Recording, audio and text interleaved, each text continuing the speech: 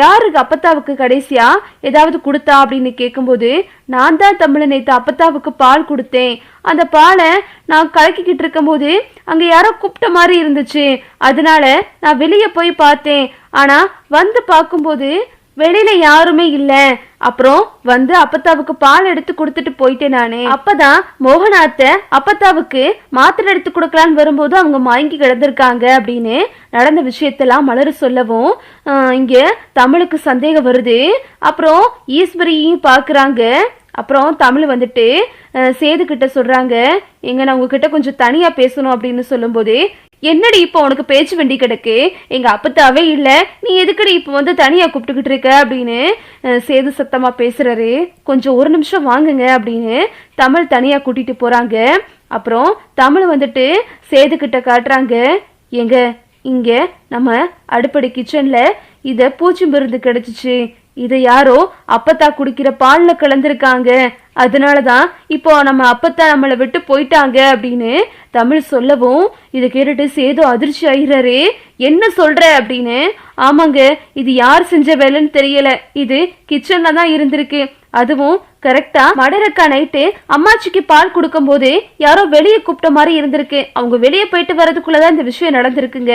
நம்ம யாருன்னு கண்டுபிடிக்கணும் அப்படின்னு இங்க தமிழ் வந்து சேது கிட்ட சொல்லவும் சேது அப்படியே கொந்தளிச்சு நிக்கிறாரு.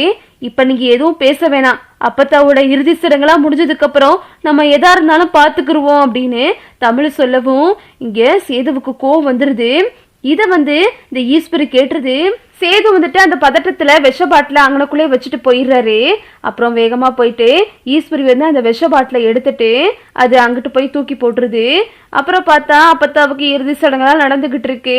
எல்லாரும் வந்துட்டு அப்பத்தாவுக்கு இறுதி சடங்கெல்லாம் பண்ணிக்கிட்டு இருக்காங்க. தமிழ் கதறி கதறி அழுகுறாங்க. அப்படியே தமிழ் ஒரு பக்கம் மயங்கி விழுந்துடுறாங்க அழுதுட்டே. வேகமா சேது வந்துட்டு தண்ணியெல்லாம் தொளிச்சு எழுப்புறாரு. நீ புள்ளத்தாச்சு புள்ள, எதுக்குடி இப்படி அழுதுகிட்டு இருக்க அப்படின்னு அங்க உள்ளவங்களாம் சொல்லவும், இல்ல அம்மாச்சி அப்படின்னு சொல்லிட்டு தமிழ் திரும்ப திரும்ப அழுதுகிட்டு இருக்காங்க. அப்புறம் அப்பத்தாவுக்கு நடக்க வேண்டிய இறுதி சடங்கெல்லாம் நடந்து முடிஞ்சிருச்சு. அப்பத்தாவை தூக்கிட்டு போகும்போது ஒட்டு மொத்த குடும்பமும் கதறிக்கிட்டு இருக்கு. சேதுவுக்கு தமிழ் சொன்னது ஞாபகத்துல வந்துகிட்டே இருக்கு. அப்பத்தாவோட சாவுக்கு காரணமானவங்களை நான் சும்மா விட மாட்டேன் அப்படின்னு சேது வந்து யோசிச்சுக்கிட்டு இருக்காரு. இங்கிட்டு ஈஸ்வரிக்கு அடிவயிறை கலக்குது. ஐயோ நம்ம மாட்டிக்கிடுவோம் போலயே அப்படின்னு சொல்லிட்டு ஈஸ்வரி வந்து பதறிக்கிட்டு இருக்கு.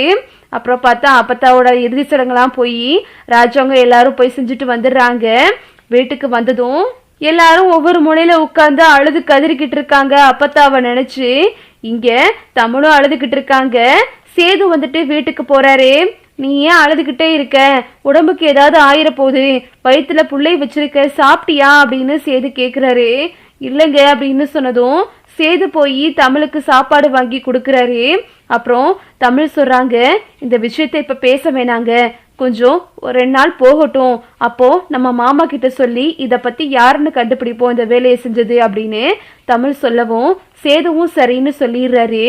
ஓகே விவோஸ், இந்த வீடியோ உங்களுக்கு பிடிச்சிருந்தா லைக் பண்ணுங்க, ஷேர் பண்ணுங்க, மறக்காம நம்ம சேனலை சப்ஸ்கிரைப் பண்ணிக்கங்க. தேங்க்ஸ் ஃபார் வாட்சிங்.